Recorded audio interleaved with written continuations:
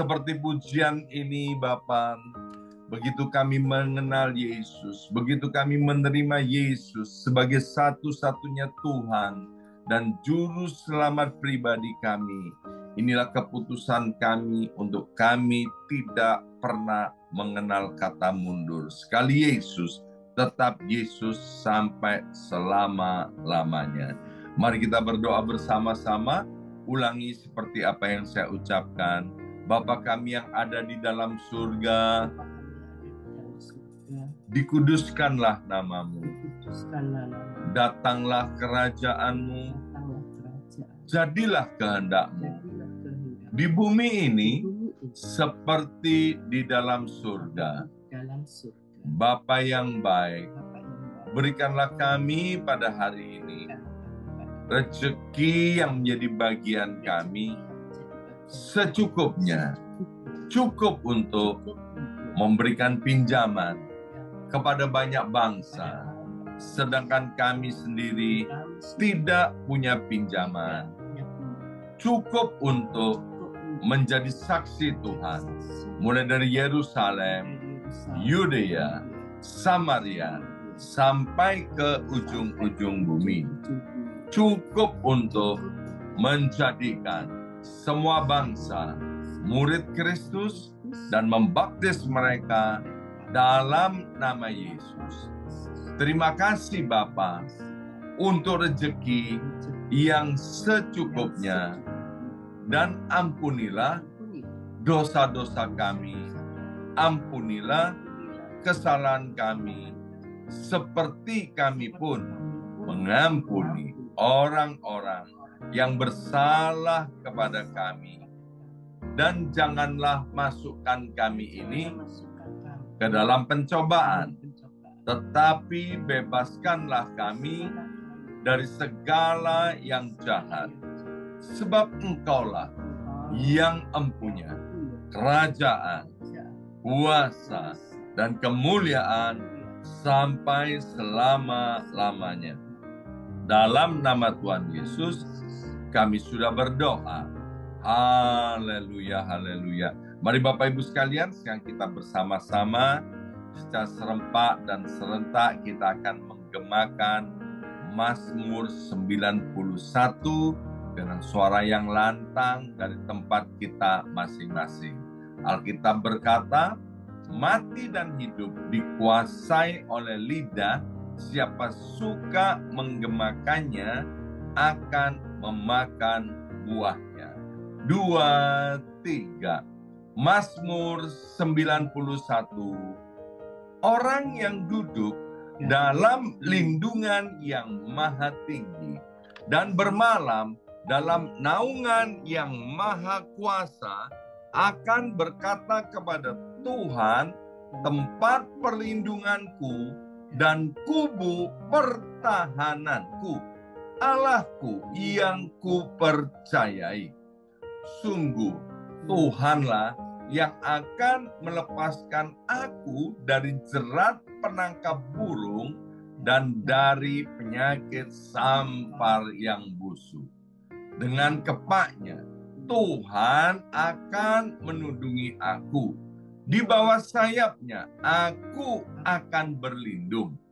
Kesetiaan Tuhan ialah perisai dan pagar tembok. Amin, amin, amin. Terjadi di dalam nama Tuhan Yesus. Aku tak usah takut terhadap kedahsyatan malam, terhadap panah yang terbang di waktu siang, terhadap penyakit sampar yang berjalan di dalam gelap, terhadap penyakit menular yang mengamuk di waktu petang. Walau 1.000 orang rebah di sisiku dan 10.000 di sebelah kananku, tetapi itu tidak akan menimpa aku. Aku hanya menontonnya dengan mataku sendiri dan melihat pembalasan terhadap orang-orang fasik. Sebab Tuhan ialah tempat perlindunganku yang maha tinggi telah kubuat tempat perteduhanku. Amin, amin, amin. Terjadi di dalam nama Tuhan Yesus. Malapetaka tidak akan menimpa aku, dan tulah tidak akan mendekat kepada kemahku.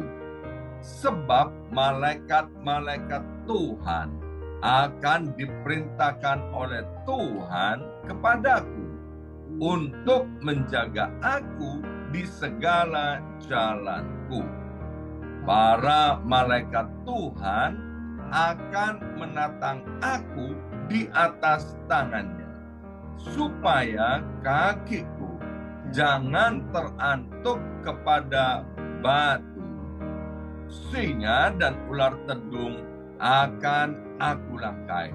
Aku akan menginjak anak singa dan ular naga. Amin, amin, amin. Terjadi di dalam nama Tuhan Yesus. Sungguh hatiku melekat kepada Tuhan, maka Tuhan akan meluputkan aku.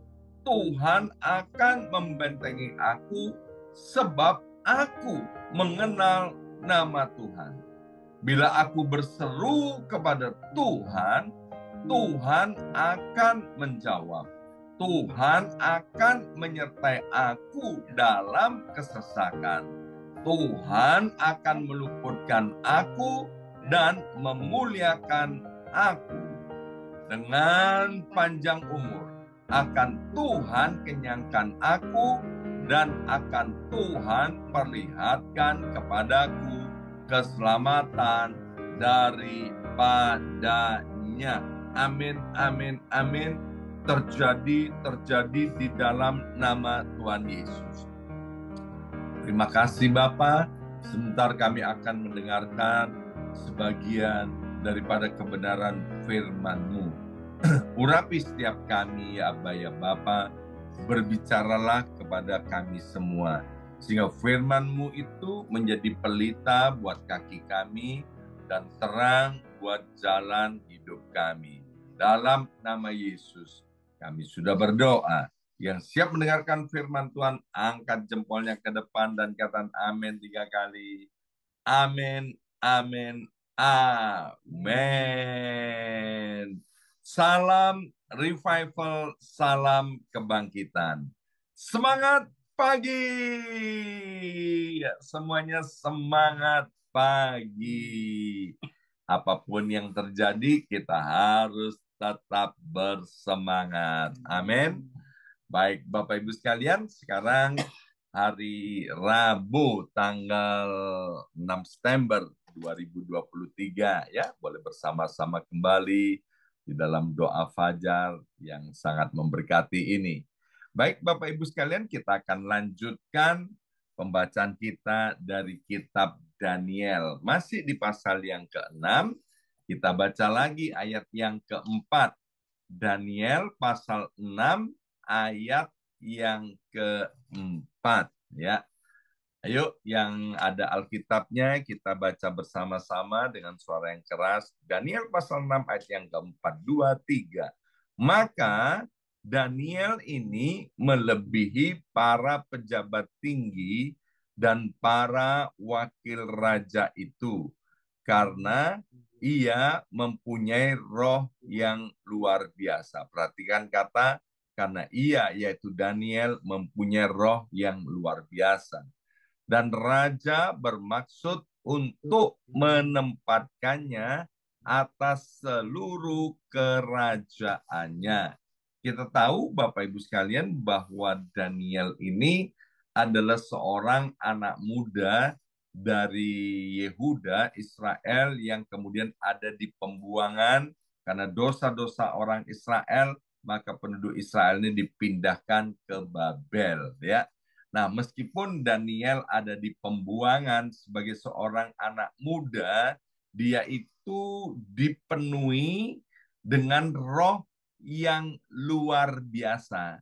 Ya, ini kan Alkitab Perjanjian Lama. Kita yang hidup di Perjanjian Baru, saya sudah katakan bahwa tubuh kita ini adalah rumah Allah, bait Allah, tempat kediaman roh Allah itu sendiri. Jadi sekarang Bapak Ibu sekalian, kita semua yang sudah percaya kepada Yesus, maka ada roh yang luar biasa yang pernah ada di dalam dirinya Daniel, itu juga ada di dalam diri kita, yaitu roh Allah sendiri. Sehingga karena roh Allah itulah maka menyebabkan Daniel itu menjadi anak muda yang berhasil, bahkan keberhasilannya luar biasa, dia selalu ada di puncak meskipun mengalami lika-liku kehidupan, ya. Nah, mengapa? Karena Daniel itu menghormati roh yang luar biasa yang ada di dalamnya.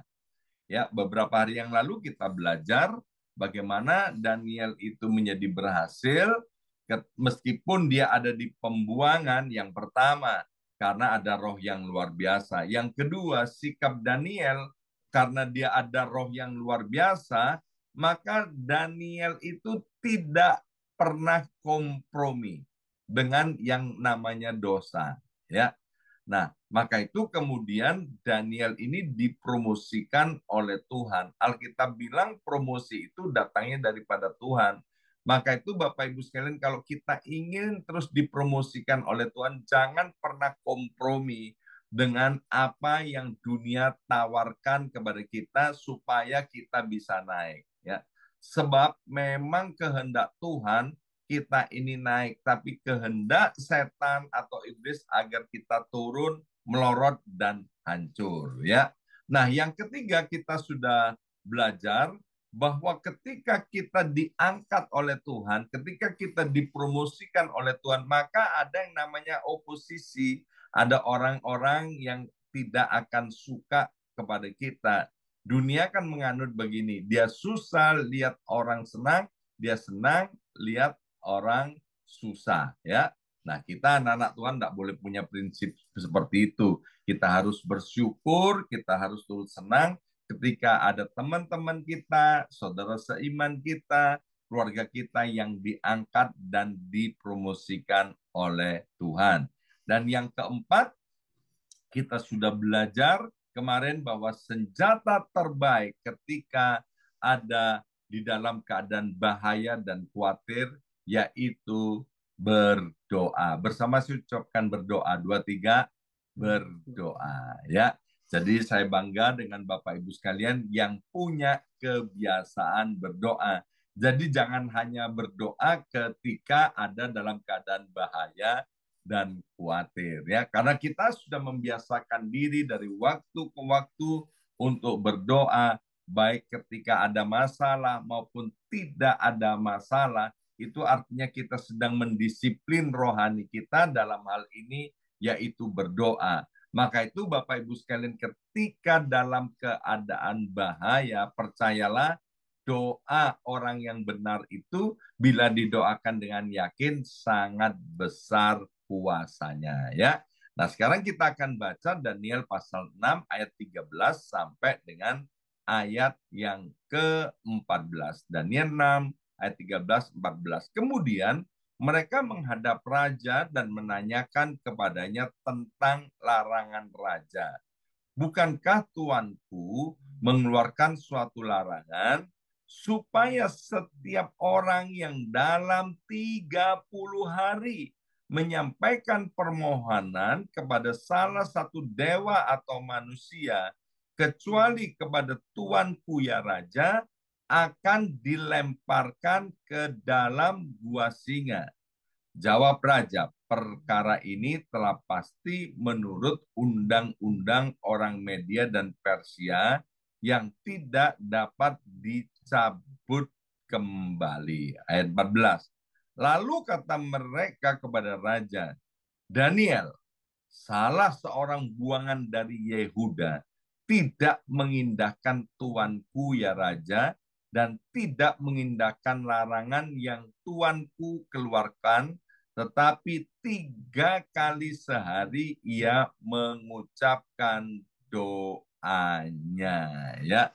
Jadi Bapak Ibu sekalian, Raja Darius ya sudah mengeluarkan perintah atas nasihat orang-orang yang iri kepada Daniel, ya. Nasihatnya ini yaitu supaya raja mengeluarkan perintah bahwa orang nggak boleh berdoa kepada Allah, tapi harus berdoa kepada Raja Darius. Jadi Raja Darius ini eh, proudnya, gengsinya ini dimainkan oleh para penasehatnya, ya kan? Sehingga Raja Darius kurang hikmat dan dia kemudian mengeluarkan satu keputusan bahwa dalam 30 hari orang nggak boleh berdoa kepada Allah atau dewa kecuali kepada Darius. Dan pada waktu itu, kalau raja sudah mengeluarkan satu keputusan, maka keputusan itu tidak bisa dibatalkan, ya. Ayat 14 kita melihat bagaimana orang-orang bisa tahu kalau Daniel masih berdoa. Ini artinya apa? Daniel diintai, Daniel dimata-matai. Saya sering kali bilang begini, Bapak Ibu sekalian, kehidupan kita ini sebagai orang percaya sedang dilihat oleh banyak orang, baik mereka yang bisa melihatnya secara langsung maupun yang pura-pura tidak melihat, ya. Maka itu Bapak Ibu sekalian, saya sering tekankan kita ini harus jadi orang yang berintegritas, melakukan apa yang benar, berkenan di hadapan Tuhan. Ada CCTV maupun tidak ada CCTV. Ada yang melihat maupun tidak ada yang melihat, ya. Mungkin kita merasa nggak ada orang di sekitar kita, tapi ternyata ada orang-orang yang mengenal kita dan yang sedang mengintai kita. Tapi kalau kita melakukan kebenaran, Bapak Ibu sekalian, jangan pernah takut akan kehidupan ini, ya. Nah, ternyata di tengah-tengah ancaman, maka Daniel tidak menghentikan kebiasaannya untuk berdoa. Akhirnya apa, Bapak Ibu sekalian? Jadi Daniel itu tidak punya kesalahan. Kesalahannya cuma satu, yaitu karena berdoa. Ini lucu banget, ya kan? Jadi karena Daniel itu suka berdoa, maka akhirnya ini yang membawa Daniel masuk ke dalam gua singa atau dalam keadaan yang sangat berbahaya. Orang yang penuh dengan roh Allah, ya. Jadi sekali lagi saya ulangi, kita ini kan penuh dengan Roh Kudus. Rumah kita adalah tempat kediaman Allah. Bahkan dalam kitab Roma dikatakan jadikan aku ini rumah doa buat segala bangsa. Jadi orang yang penuh dengan Roh Allah itu pasti suka berdoa. Kalau ada orang mengaku dirinya Kristen tapi tidak suka berdoa, ini perlu dipertanyakan kekristenannya, ya. Karena tubuh kita kan rumah Allah. Tubuh kita juga adalah rumah doa. Jadi Bapak Ibu ini sudah ada di jalur yang benar. Nah, dari pelajaran Daniel pasal 6 ayat 13 sampai 14 tadi, Bapak Ibu sekalian, kita itu harus terus percaya kepada Tuhan, mengandalkan Tuhan dan bukan mengandalkan manusia. Ingat, Daniel itu kesayangan Raja Darius, ya. Jadi dia diangkat kemudian punya kedudukan yang tinggi. Ternyata Raja Darius tidak bisa menolong Daniel, ya. Jadi dari hal ini akan membuka mata kita, Bapak Ibu sekalian, bahwa seperti yang dikatakan di kitab Yeremia, diberkatilah kalau engkau mengandalkan Tuhan. Diberkatilah kalau pengharapan, kepercayaan kita kepada Tuhan. Tapi terkutuklah ketika kita mengandalkan kekuatan sendiri ataupun kekuatan manusia, ya. Akhirnya Bapak Ibu sekalian, Daniel tidak bisa ditolong oleh Raja Darius. Dan dia harus mengalami hal yang paling mengerikan dalam hidupnya, yaitu dimasukkan ke dalam gua singa. Ya, saya pernah membaca artikel tentang yang namanya singa. Bapak Ibu sekalian, singa itu kalau dia ketemu dengan musuhnya, dalam hal ini kalau ketemu manusia, maka dia akan melompat dan kemudian yang pertama diserang itu adalah lehernya. Ya, dengan demikian supaya manusia ini langsung bisa mati. Tapi kalau dia nggak bisa kena ke leher manusia, dia kena ke bagian tubuh apa saja, ya, maka tubuh itu akan remuk. Artinya apa? Gigitan singa itu luar biasa hebatnya. Tapi kita lihat bagaimana ketika Daniel masuk ke dalam gua singa, di situ ada banyak singa yang sedang kelaparan, tapi tidak ada satupun singa yang menerkam Daniel. Ya, luar biasa. Mari kita lihat sekarang Daniel pasal 6 ayat 20 sampai 25. Daniel pasal 6 ayat 20 sampai 25. Pagi-pagi sekali ketika fajar menyingsing, bangunlah raja dan pergi dengan buru-buru ke gua singa. Dan ketika ia sampai dekat gua singa itu, berserulah Raja Darius kepada Daniel dengan suara yang sayu. Berkatalah ia kepada Daniel, Daniel, hamba Allah yang hidup, Allahmu yang kau sembah dengan tekun, telah sanggupkah ia melepaskan engkau dari singa-singa itu? Lalu kata Daniel kepada raja, ya raja, kekalah hidupmu. Ayat 23, Allahku telah mengutus malaikatnya untuk mengatupkan mulut singa-singa itu. Lihat ya, Allahku telah mengutus malaikatnya untuk mengatupkan mulut singa-singa itu. Sehingga mereka tidak mengapa-apakan aku, karena ternyata aku tak bersalah di hadapan Tuhan.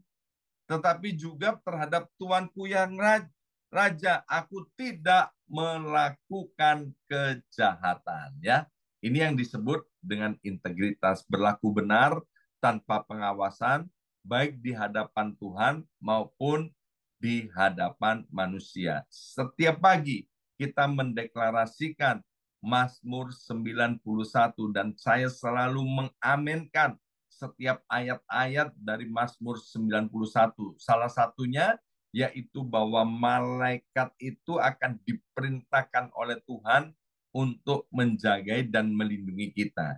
Dari kitab Daniel ini, ya, kita tahu bagaimana Daniel melihat sendiri ketika dalam keadaan bahaya itu malaikat Tuhan campur tangan sehingga mulut singa itu dikatupkan, ya, oleh malaikat itu. Bapak Ibu sekalian, kemanapun kita ini pergi, dimanapun kita berada, saya mau kasih tahu, tidak ada tempat yang aman di atas muka bumi ini.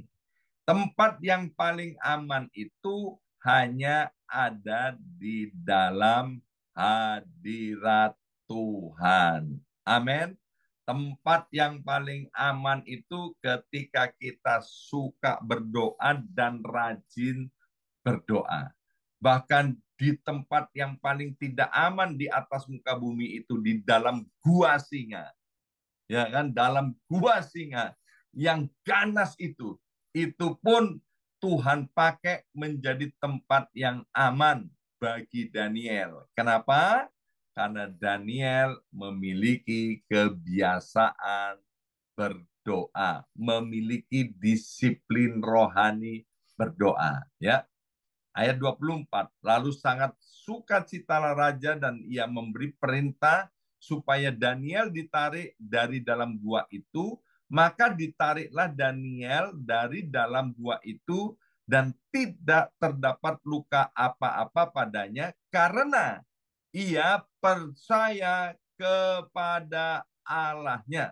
Ayat 25. Raja memberi perintah, lalu diambillah orang-orang yang telah menuduh Daniel, dan mereka dilemparkan ke dalam gua singa, baik mereka maupun anak-anak dan istri-istri mereka. Belum lagi mereka sampai ke dasar gua itu, singa-singa itu telah menerkam mereka, bahkan meremukkan tulang-tulang mereka. Wah, luar biasa Bapak Ibu sekalian ya.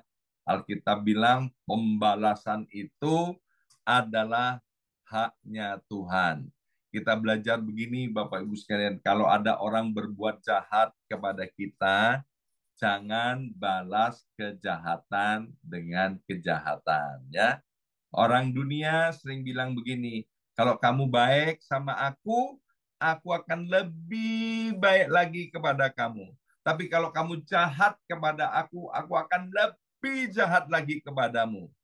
Bapak Ibu tahu arti pernyataan itu. Pernyataan itu artinya orang itu dikontrol oleh situasi dan keadaan. Itu kan celaka, ya. Makanya Alkitab bilang jagalah hatimu dengan segala kewaspadaan, karena daripadanya lah terpancar kehidupan. Jadi kalau ada orang berbuat jahat, jangan balas dengan kejahatan. Amin. Kalau ada orang nggak suka kepada kita, ada orang yang memfitnah kita atau melakukan hal yang tidak baik kepada kita, please Bapak Ibu sekalian, ketika kita merasa hidup ini terancam, serahkan semua kepada Tuhan. Pertolongan Tuhan tidak pernah terlambat. Pertolongan Tuhan selalu datang tepat pada waktunya. Ingat, kita ini adalah milik Allah, kita ini adalah anak Allah. Karena kita menjadi miliknya, karena kita adalah anaknya, kita adalah biji matanya, kita ini rumahnya. Maka nggak mungkin Tuhan itu akan berpangku tangan atau diam saja ketika kita ada dalam keadaan bahaya. Ya, jadi kita belajar satu hal, bahwa tempat yang paling aman di atas muka bumi ini, di dunia ini, adalah di dalam hadirat Tuhan, di dalam kehendak Tuhan. Ya, yang terakhir, Daniel pasal 6 ayat 26 sampai dengan ayat 29. Kemudian Raja Darius mengirim surat kepada orang-orang dari segala bangsa, ayat 26 ya, suku bangsa dan bahasa yang mendiami seluruh bumi. Bunyinya, bertambah-tambahlah kiranya kesejahteraanmu. Bersama ini kuberikan perintah bahwa di seluruh kerajaan yang kukuasai, orang harus takut dan gentar kepada Allahnya Daniel. Sebab dialah Allah yang hidup, yang kekal untuk selama-lamanya. Pemerintahannya tidak akan binasa dan kekuasaannya tidak akan berakhir. Ayat 28. Dia melepaskan dan menolong dan mengadakan tanda dan mujizat di langit dan di bumi. Dia yang telah melepaskan Daniel dari cengkeraman singa-singa. Dan Daniel ini mempunyai kedudukan tinggi pada zaman pemerintahan Darius dan pada zaman pemerintahan Kores orang Persia itu. Yang terakhir, kita belajar bahwa rencana Tuhan itu tidak pernah gagal dalam hidup kita, ya. Kita tahu bahwa rencana Tuhan, rancangan Tuhan untuk kita adalah masa depan yang cerah, masa depan yang penuh dengan pengharapan. Bapak Ibu sekalian, Tuhan mau kita ini terus naik dan dipromosikan oleh Tuhan. Dan Daniel, kita belajar dari Daniel dalam keadaan krisis, dalam keadaan kritis, ya Tuhan tolong Daniel, dan bahkan kemudian diangkat lagi Daniel lebih tinggi lagi, dan kemudian dapat bonusnya apa? Semua orang disuruh nyembah Allahnya Daniel, ya. Orang-orang pada ketakutan lihat demonstrasi kuasa Allah atas hidupnya Daniel, dan lihat ada berapa banyak kemudian orang bertobat dan kemudian mencari Tuhan. Bapak Ibu sekalian, ketika kita menjadi garam, ketika kita menjadi terang, Hidup ini menghasilkan buah-buah yang kelihatan, buah-buah daripada Roh Kudus itu. Percayalah itu akan menarik banyak orang datang kepada Kristus. Amanat agung daripada Tuhan Yesus adalah jadikan semua bangsa muridku dan ajar mereka untuk mengikuti ketetapan-ketetapanku. Jadi melalui kehidupan kita, Bapak Ibu sekalian, ya, percayalah seperti yang ditulis Kisah Rasul 16 ayat 31, percayalah kamu kepada Kristus Yesus Tuhan, maka engkau dan seluruh isi rumahmu akan diselamatkan. Kalau kita tetap cinta akan Tuhan, no turning back seperti pujian tadi, Bapak Ibu sekalian, orang diam-diam memperhatikan kita dan kemudian mereka akan menjadi percaya dan kemudian akan mengiring Yesus, ya. Hari ini kita sudah belajar dua hal lagi, yaitu tempat yang paling aman di dalam dunia ini itu ada di dalam kehendak Allah, ya. Jadi kita harus terus percaya kepada Tuhan, dan yang terakhir tadi kita belajar bahwa promosi Tuhan tidak pernah gagal dalam hidup kita. Rencana Tuhan tidak pernah gagal dalam hidup kita. Tuhan datang ke dunia ini untuk memberi kita hidup, dan hidup itu dalam segala kelimpahan. Amin. Mari kita berdoa, materaikan setiap benih kebenaran firman Tuhan ini, sehingga dengan pertolongan Roh Kudus yang sudah ada di dalam hidup kami mau memiliki disiplin secara rohani. Sehingga ketika ada bahaya, hal yang menakutkan dan mengkhawatirkan, kami tahu kami akan mendapatkan pertolongan Tuhan tepat pada waktunya. Dan biarlah kami terus bersandar kepadamu, mengandalkan Tuhan, dan kami percaya Bapa, Engkau akan terus mempromosikan kami dan tidak ada rencanamu yang gagal atas setiap kami. Dalam nama Yesus, kami sudah berdoa. Haleluya. Amin, amin, amin.